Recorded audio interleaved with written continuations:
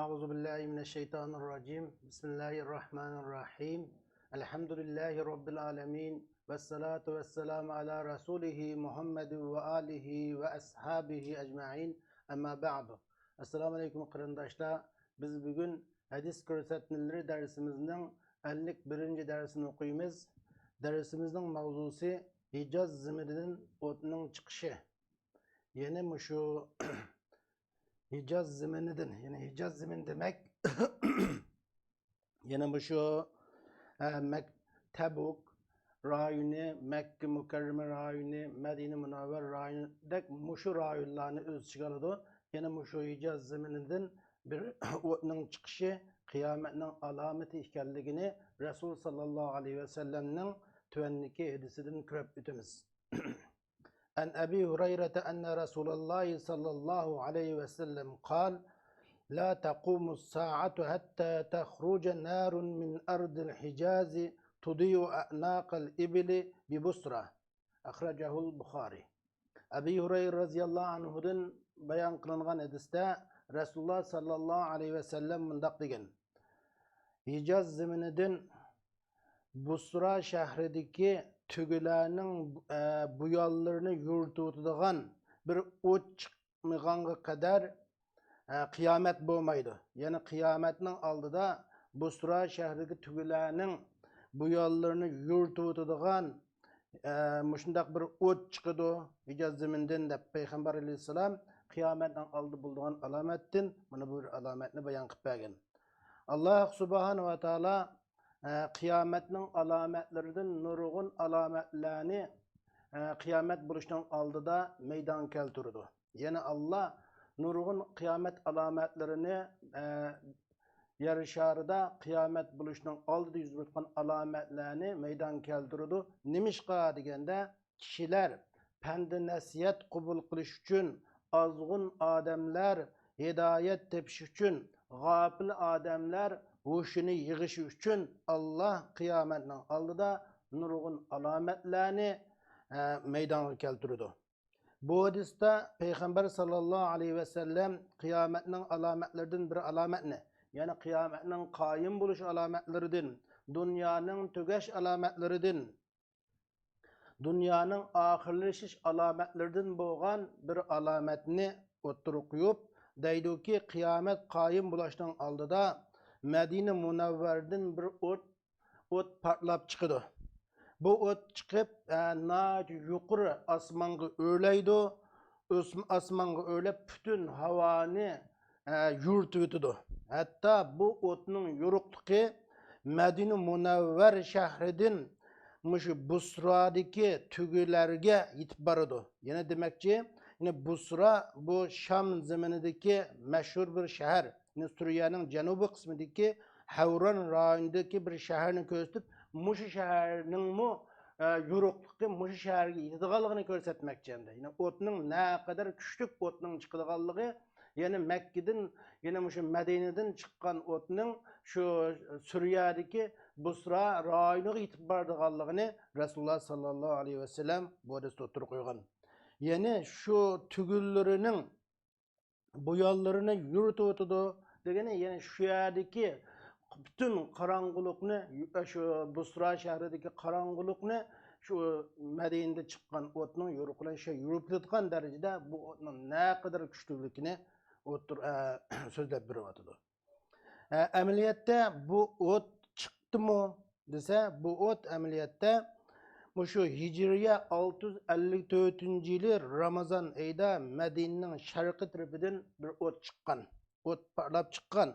Bu ot parlap çıkıp etrafını şunda kattık yürütüp hatta Medine şehrinin nurgun binalarını köydürüp taşlagan. Bu otunu Medine etrafındaki başka şehirdeki hemme adamlar köygen. Tahminen bu ot 50 gün etrafında devam kılgan. Ot 50 gün etrafında devam kılgan. Yenip tuğan hatta yer astıdaki nurgun taşlar partlap etilip çıkan. Otun tesiri ana şu Hicaz rastının sahralarında tesiri kapkagan.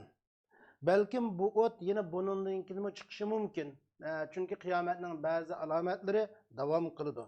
Yine bunu muşu Peygamber aleyhisselam bayan kılgan bu haber ameliyat yüz bergen nemişka Allah bunu cari kıldırıp bir dese biz beşte degendek yani ibret alsın için insanlar. Bizim ibret elişimiz gafillikimizden uygun işimiz için maşında işler yüz bürüp durmadı. Yeni bir hadiste Abdullah ibn Ömer radıyallahu anhu'dan bayan kılıngan bir hadiste Resulullah sallallahu aleyhi ve sellem bunda kaydı.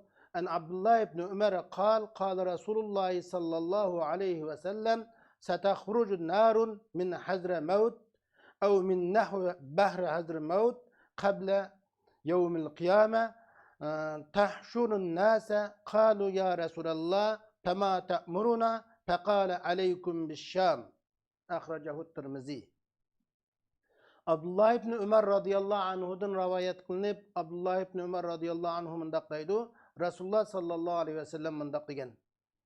Kıyamet buluşunun aldıda, kıyamet qayım buluşunun aldıda hazırıl mevt taraftan bir o't çıkıp bütün insanlarını bir tarafga juglaydı.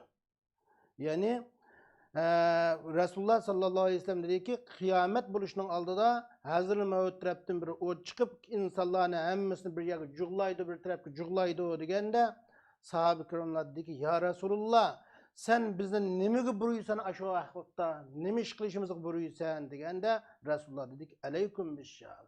Bu vakitte size Şam'ını lazım tutunlar. Şam rayını basanlar buludu degenken. Endi Şam'nın ve şundakla Beytül Makdes'ke koşunu boğan rayullarının alaylı katı bir fazileti var. Peygamber sallallahu aleyhi ve sellem nurgun hadislerinde fitne yüz bergen vaktlarda bu Şam zımınığı berişqa körsetme bergen. Hem muşi hadisinde Peygamber aleyhisselam deydi ki Hazrul Mevt taraftan kıyamet qayım buluştan aldıda Hazrul Mevt taraftan bir ot çıkıdı.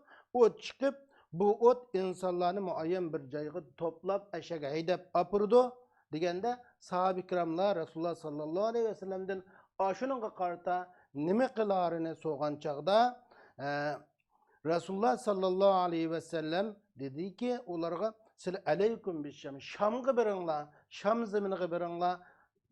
Belki Şam zimini meyle bu ot hem de Şam zimininden çıkan bu ot hakiki ot bolsun yoki bu otdan muşu eğer fitne maksat kılınsın yine adamni otga taşlaydigan ayna eğer fitneler yüz versin çünkü bunun da bu ot doğrusu iki xil göz qaraş var. Bu Şam müşariki hadiste ma oturup koyulgan nemede otda bazı ulamalar bu şu Hazreti Mevt'ten çıkan ot hakiki ot degüçlemi bolgan bu ot fitne bu hakiki ot emas eğer fitneni maksat kılınadigan meyli qanda bolsun ot belki Şam zamanında yengil buluşu mümkün. Şunun için Peygamber sallallahu aleyhi ve sellem şu yerge buyurgan buluşu mümkün. Vallahu alem. Endi hadisning muhim mazmunlari qaraydigan bolsak bugungi dersimizde yani hadisde Şam'ның alaylı fazileti oturup koyulgan. İkincisi kıyamet qayım buluşunun aldıda ziminde ağır musibetler yüz bürüdü. Yani birisi bu hadiste bugünkü dersimizde Peygamber Aleyhisselam'ın peygamberlikini gösterdiğin mevcüzlerden bir mevcüzü var ki Peygamber Aleyhisselam özüden kin yüz bürüdüğün kıyamet alametlerden haber bergen, emniyette o yüz bergen ve kapqagan yine bergen haberleri Resulullah haber bergendek yine yüz bürüdü. Yana birisi şu bugünkü dersimizde muhim mazmunların Hicaz zimininden otның çıkışı mana bu kıyamet alametlerinden bir alamet ekanligini görüşümüz. Yani birisi Hicaz zimininden bir ot çıkıp insanlarını bir yerge juglaş kıyamet alametlerinden bir alamet. Demek Allah subhanahu ve taala kıyametni qayım kılışdan aldıda her xil bunda alametlerini öğretidi. Yani yer işareti cari kıldı bizning bunundan ibret elip azgınlığımızdan yenip gafilligimizden uygun işimiz üçün şundaq bir alametle cari buldu. Şuna Allah subhanahu wa ta'ala bizni yani özünün şu doğru yolda menişqa nisip kılsın. Muş doğru yolda devam kılışqa Allah subhanahu wa ta'ala nisip kılsın. Ve ahir da'vana enelhamdülillahi rabbil alemin.